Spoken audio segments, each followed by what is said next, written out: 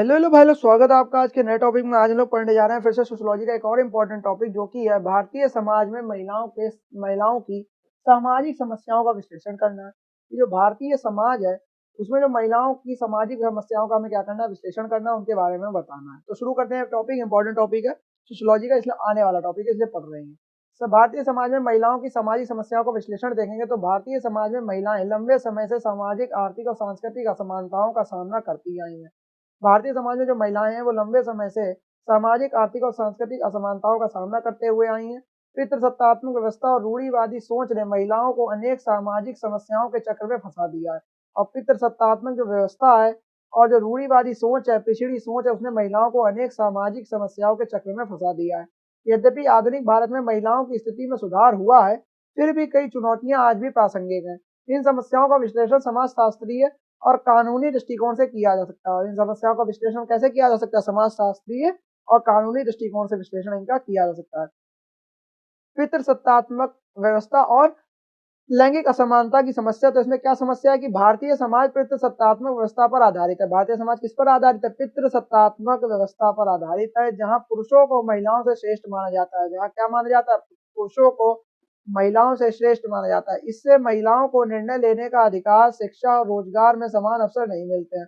और इससे महिलाओं को क्या होता है? निर्णय लेने का अधिकार, शिक्षा और रोजगार में जो है समान अवसर नहीं मिलते हैं। इसका प्रभाव यह होता है कि महिलाओं की शिक्षा और रोजगार में भागीदारी कम रहती है।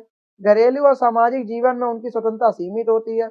महिलाओं को पारिवारिक और सामाजिक जिम्मेदारियों तक सीमित रखा जाता है। तो ये सब क्या होती है? प्रभाव दिखाई देते हैं एक पितृसत्तात्मक व्यवस्था होने के कारण भारत में। बालिका भ्रूण हत्या और लिंग अनुपात में असंतुलन। समस्या क्या है कि भारतीय समाज में लड़कों को आर्थिक और सामाजिक दृष्टि से बेहतर समझा जाता है। भारतीय समाज में जो लड़कों को बेहतर आर्थिक और सामाजिक दृष्टि दोनों से समझा जाता है। इसके परिणाम स्वरूप क्या होता है कि बालिका भ्रूण हत्या होती है। बालिका या लड़की होती है, उसकी गर्भ में ही हत्या करवा दी जाती है। कन्या भ्रूण लिंग पहचान परीक्षण जैसे गैर कानूनी कार्य किए जाते हैं। भ्रूण परीक्षण कर लेते हैं कि लड़का है कि लड़की, को पेट के अंदर ही मार दिया जाता है। तो ये सब गलत है, ये सब बहुत ये गैर कानूनी कार्य किए जाते हैं, इलीगल कार्य करे जाते हैं। भारत में लिंग अनुपात में संतुलन बढ़ा रहता है। भारत में जो लिंग अनुपात है उसमें संतुलन बढ़ा रहता है। और महिलाओं के प्रति भेदभाव की प्रवृत्ति और गहरी हो जाती है। और महिलाओं के प्रति जो भेदभाव की प्रवृत्ति है वो और गहरी हो जाती है। कानूनी प्रावधान देखेंगे, यानी कि जो कानूनी प्रावधान है कि पूर्व गर्भाधान और प्रसव पूर्व निदान तकनीक, पूर्व गर्भाधान और पूर्व प्रसव प्रसव पूर्व निदान तकनीक यानी पीसीपी एनडीटी अधिनियम 1994 भ्रूण लिंग परीक्षण को रोकने के लिए बनाया गया था। पूर्व गर्भाधान और प्रसव पूर्व निदान तकनीक जो थी, उस अधिनियम एक्ट बनाया गया था, भ्रूण लिंग परीक्षण को रोकने के लिए बनाया गया था, जिससे भ्रूण हत्याएं कम हो सके। शिक्षा में असमानता।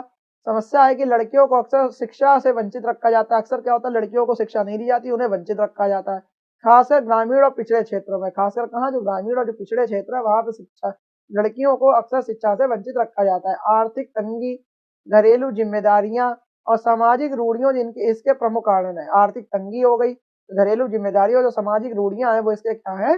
प्रमुख कारण है शिक्षा में असमानता के। इसका प्रभाव क्या पड़ता है? प्रभाव यह पड़ता है कि महिलाएं आत्मनिर्भर नहीं बन पाती हैं और उनका योगदान समाज और अर्थव्यवस्था में सीमित रहता है। और इससे क्या इसका प्रभाव पड़ता है कि महिलाएं होती है वो आत्मनिर्भर कभी बन ही नहीं पाती है, उनका योगदान होता है वो समाज और अर्थव्यवस्था में सीमित ही रहता है। शिक्षा का अधिकार अधिनियम 2009 बनाया गया था। इसके तहत लड़कियों की शिक्षा को बढ़ावा दिया गया था।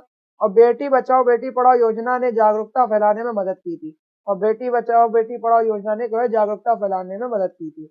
दहेज प्रथा देखेंगे, ये अब इस पे कुछ बोलूंगा तो विवाद हो जाएगा, लेकिन जो ये बेटी बचाओ बेटी पढ़ाओ लड़का आज की डेट में, ये सब जो है सिर्फ और सिर्फ देखो लिखा भी हुआ है कि कहाँ पे? खासकर ग्रामीण और पिछड़े क्षेत्र, ग्रामीण और पिछड़े क्षेत्रों में इन चीजों का ज्यादा यूज होना चाहिए। वहां पे आज भी यूज नहीं हो रहा है। ठीक है, सुने रहना कि पिछड़े और जो ग्रामीण क्षेत्र है वहां पे आज भी लड़कियां शिक्षा से वंचित है। जिन्हें कायदे में जिन लड़कियों को शिक्षा मिलनी चाहिए, जिन लड़कियों को फोन मिलना चाहिए, जिन लड़कियों को इंटरनेट मिलना चाहिए, जो कुछ करेंगी, जो हमारे देश का नाम रोशन करेंगी, उन्हें कुछ नहीं मिल रहा है। और जिन लड़कियों को, मैं लड़कियों के खिलाफ नहीं हूँ लेकिन बात कर रहा हूँ, जिन लड़कियों को फोन मिल गया वो बाबू 10 बनाए घूम रही हैं। अरे एक ही बना लो लल्ली, एक ही बना लो। ऐसा नहीं है कि 10 बना के घूम रही हैं। पढ़ाई गई तेल लेने, मम्मी पापा का पैसा गया तेल लेने, मम्मी पापा का भी आंख में धूल झोंक रही, अपने भी आंख में धूल झोंक रही, सिर्फ देश के तो आंख में धूल क्या, युवा युवा पीढ़ी का तो बेड़ा गर्गी कर दिया लड़कियों ने मिलकर।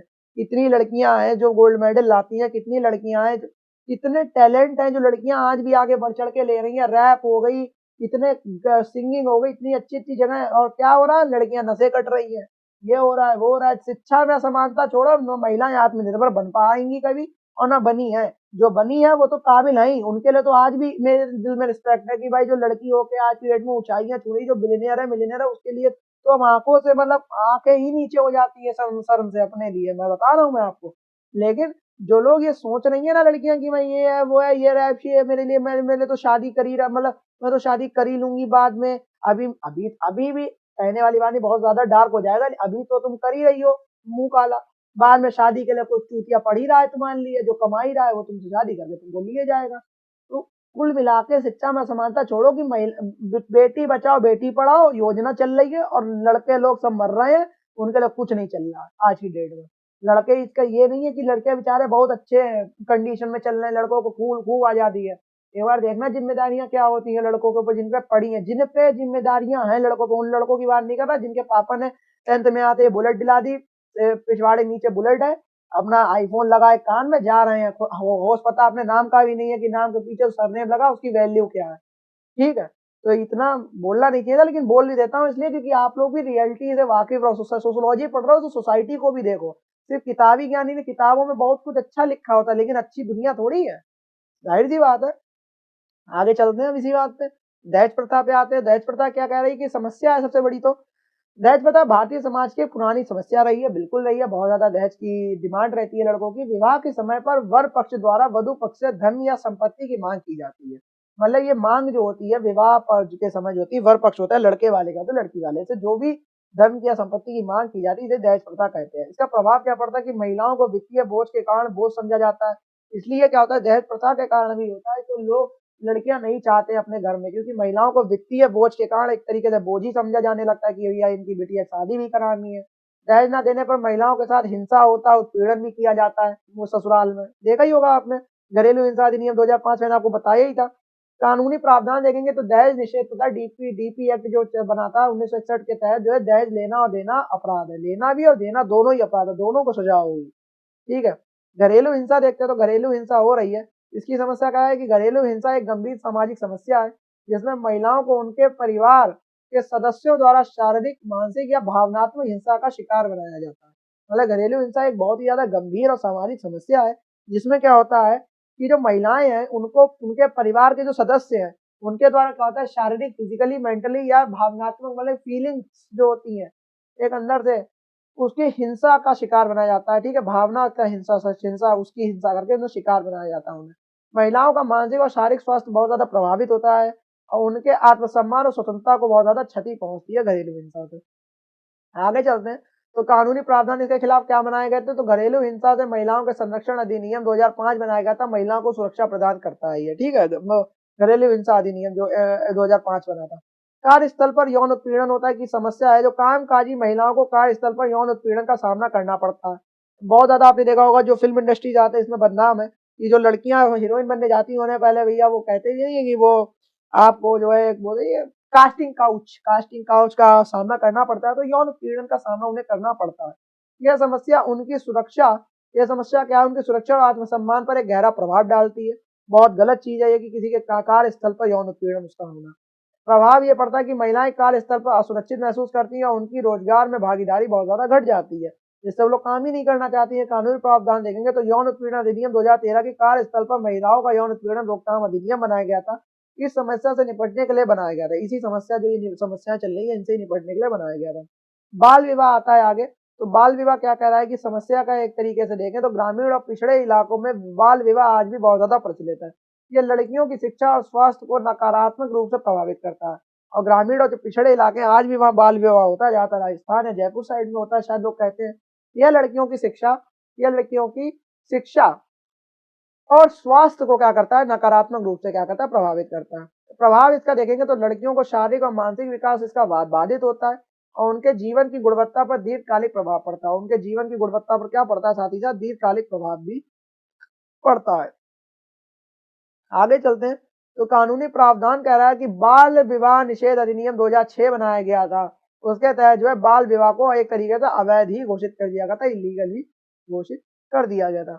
यौन हिंसा और बलात्कार इसमें सबसे एक इम्पोर्टेंट टॉपिक आता है सोसाइटिकल एक इंक्लूजन में, कि समस्या देखेंगे तो महिलाएं यौन हिंसा और बलात्कार जैसी समस्याओं का सामना करती हैं। जो महिलाएं हैं वो अक्सर जो है यौन हिंसा जो हो रहा है और जो बलात्कार जैसी या रेप जैसी समस्या उनका सामना वो करती हैं, जो उनके मानसिक और शारीरिक स्वास्थ्य को बहुत ज़्यादा प्रभावित करता है। कि फोर्सफुली अगर किसी के संग कोई फिजिकल या मेंटली उससे इन्वॉल्व हो रहा है तो इतनी समस्याएं सामना मानसिक और शारीरिक स्वास्थ्य को प्रभावित करती ही करती हैं। ये चीज़ें प्रभाव पड़ता है कि महिलाओं में असुरक्षा की भावना बहुत ज़्यादा बढ़ती है, वो सेफ नहीं महसूस करती हैं बाहर निकलने में, और समाज में महिलाओं के प्रति एक नकारात्मक या निगेटिव दृष्टिकोण भी बहुत ज़्यादा बढ़ता है, निगेटिव एक पीओवी भी बढ़ता है। इसके खिलाफ कानूनी प्रावधान बनाया गया था कि भारतीय दंड संहिता आईपीसी की धारा 376 जो है वो बलात्कार के लिए कठोर दंड का प्रावधान है। इसकी जो 376 लगती है बलात्कार के लिए कठोर दंड का प्रावधान है आईपीसी में, भारतीय दंड संहिता में। धार्मिक और सांस्कृतिक रूढ़ियां देखेंगे तो कह रहा है कि इसकी समस्या क्या है। इसकी समस्याओं को देखेंगे तो कह रहा है कि इसकी समस्या है, इसकी समस्याओं को देखेंगे एक मिनट।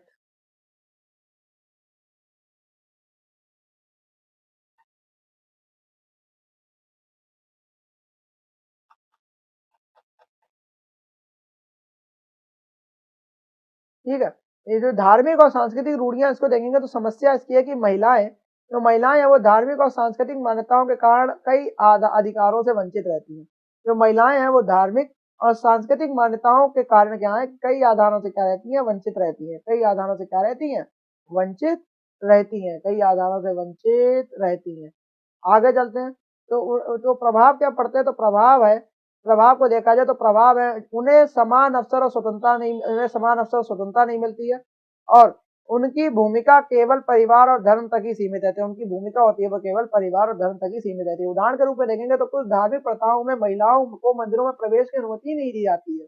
कुछ ऐसी धार्मिक प्रथाएं उसमें महिलाओं को मंदिरों में प्रवेश की अनुमति नहीं होती, कि जब महिलाओं में पीरियड्स या जो प्रसव वाला जो होता है, शायद वो मैं क्या कहते हैं उसे, पीरियड्स ही कहते हैं, मेंस्ट्रुएशन साइकिल जो होती है वो चल रही होती है, तो उसी में शायद वो जो पीरियड चल रहा था तो उनमें महिलाओं को शायद एंट्री नहीं होती है बहुत बड़े बड़े मंदिरों में। शायद मुझे ऐसा सुनने में आया था, कुछ चीज़ों में मैटर मैंने देखा था या पढ़ा था नहीं, तो वहाँ पे मंदिरों में प्रवेश की अनुमति महिलाओं को नहीं दी जाती है।